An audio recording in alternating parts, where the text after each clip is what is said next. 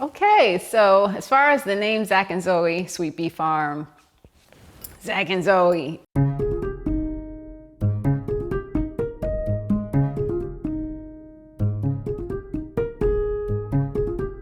So we found out that Zachary had allergies. We were in Brooklyn visiting my husband's sister in Williamsburg, and we ordered Thai food. We found out that they had tree nut and peanut allergies the hard way.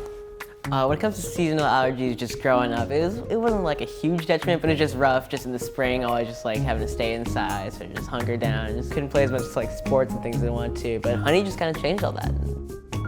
That honey is acting as an anti-inflammatory agent and calming all the inflammation down at the same time.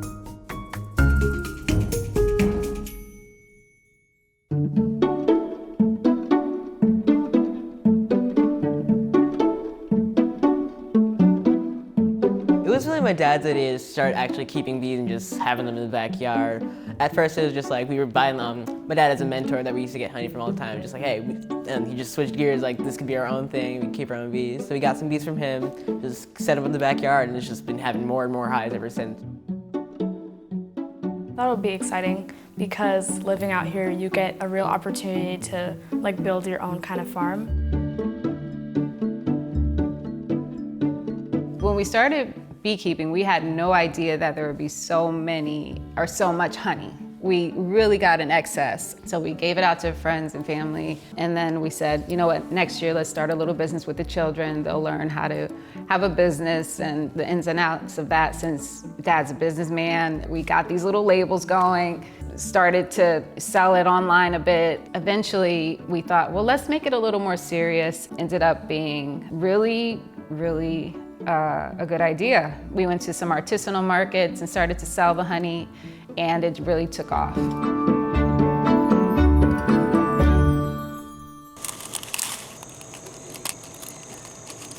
that small enough? I hope so. Doesn't have to be a full flame. Stuff that's Better, but all right. A lot of smoky stuff. Hammer it back down. That's not. Oh, that works. Okay. Yeah. Okay. Ooh, see how? That's perfect. Like. Yeah, that's actually a perfect, like, not too much, not too little.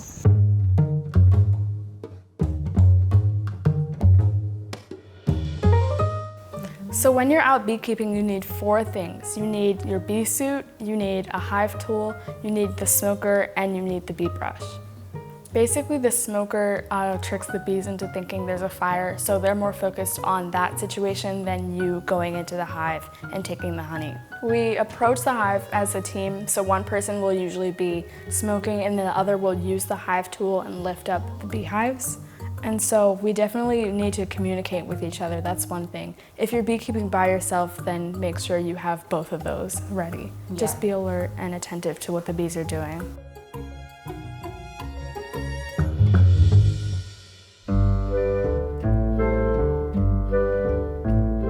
Bees are pollinators, right? So bees will typically, they eat pollen from the plant, and they also eat the nectar, and they go and ingest that with kind of enzymes in their own body, and that they reproduce honey. So that honey is a food source for the bees, it's a food source for their young ones. They'll eat the honey, but they'll also store it and save it as their food source for the wintertime.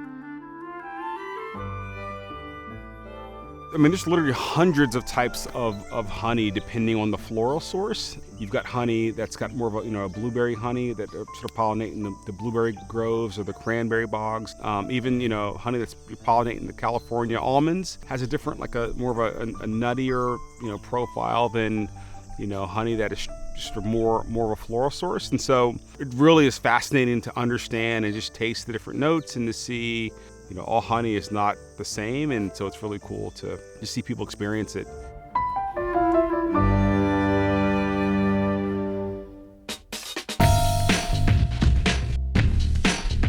Once you go into the hive, you've taken off all the protective coverings. There's about 9 frames in each box, and so you're gonna remove a frame to harvest the honey. We're just taking out one for breakfast tomorrow, and so when you take the frame out, you just make sure that there's honey on it, first of all, in that it's not a frame that might have babies in it, brood they call it. When there's honey in it, they'll have little capsules over it. So you'll see the same sort of hexagon pattern where there's honey or where there's out honey, but when there's no honey there, there's just not. You won't see the little cap over it, where the honey's stored. So like us, the bees are storing up food for the winter, and here in North America, essentially, that's an important part of their day. They're thinking about how to make sure they have enough for the queen, the whole hive, the brood, just to make it through the winter. So you don't want to take too much honey when you're harvesting. You want to make sure they have enough food to make it through to the next warm season. When you're brushing the bees off to get your honey, they're just brush them back in the hive, usually just down motion straight back in, so they don't have to get like infused or days. They'll just be right back where they belong. And just make sure there's none left. You don't want just like one last bee around your house. Just Yeah, expect 1 or 2 to follow you home. Beekeeping is just as easy as it is that you're brave. So if you want honey, all you have to do is have some courage and enjoy yourself. At first I thought mixing superfoods with the honey would be really strange and it wouldn't really take off. But once Ma and I tried it, it tasted amazing, and everyone we sold it to really, really loved the idea. I would go to like organic markets, and when I would look at the shelves, I was like, how are we gonna fit? To stand out, I just said, well, let's add matcha. Let's add, raspberries. Let's add ginger. And yeah, lavender is a big one. The hot honey just came out last year. Oh, cardamom. If you haven't tried the cardamom, it's just like by the spoonful. But yeah, there's plenty of options that you can choose from. There's like 23 right now.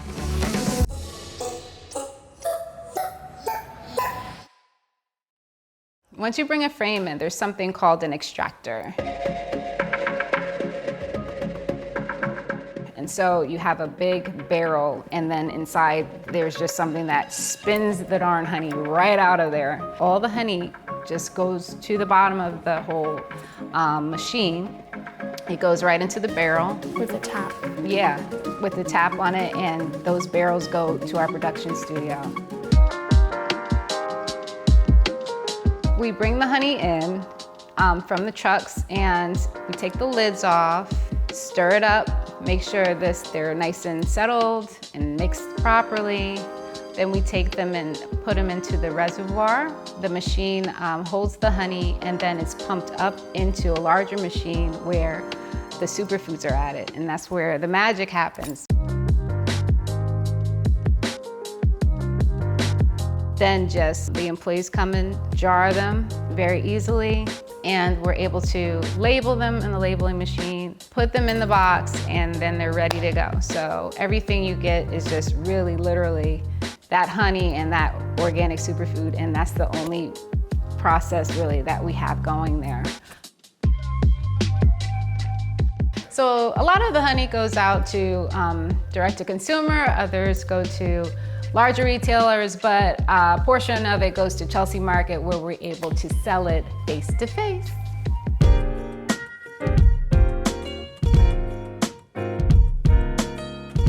The best part about Chelsea is just everything, but the neighborhood is what we were so excited about, and having a spot there has been epic for us. Interacting with the customers, people all over the world, an amazing experience. So we bring in the honey as a family, we have a good time with it, sell, and we have an amazing team that works there too. People have said to us your workers are so sweet. I'm like, it's the honey. You guys, Zach and Zoe, make my day. You guys are cuter than your picture.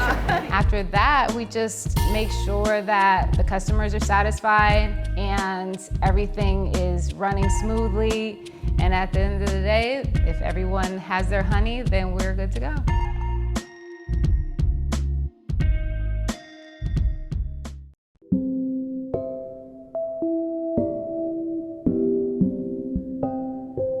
The kids have literally grown up with bees, and so it's fun because as they get older, Zach is 14, Zoe is 15, going to be 16 next week. As they get more independent, you miss the moments and the time you spend with them, and so it's a little bittersweet. You're you're happy to see your kids grow up, but you certainly miss them, and you miss the memories, and you miss them putting on the bee suits, or holding the smoker for dad, or bringing me the hive tool. So hopefully, right, when they get older and get married, their kids will want to come spend time with grandpa doing bee work. So we'll see.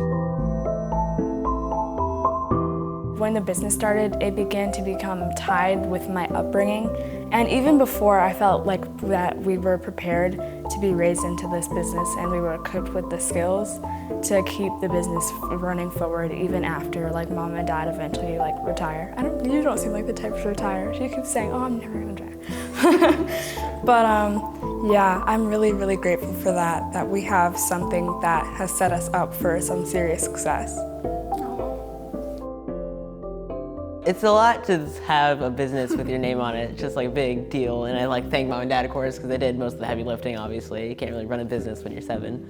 But it's definitely just a huge thing that's just a kind of a part of me now. It's I have to pitch in, help, just something on my mind. I'm always thinking about just what's new and what's coming up over the horizon. But it's just a nice state of mind to be in, just as, hey, this is my own thing.